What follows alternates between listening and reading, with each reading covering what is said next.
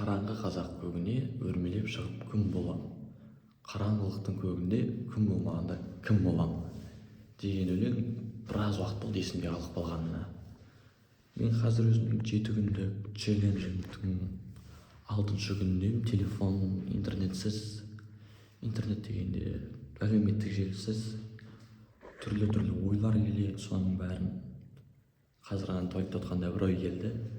Күніне осылай бір қысқа ғана видео, 1 минуттан ғана соны ютубқа салып тұрамын деп, ешқандай монтажсыз, ойсыз, просто 1 минут қана.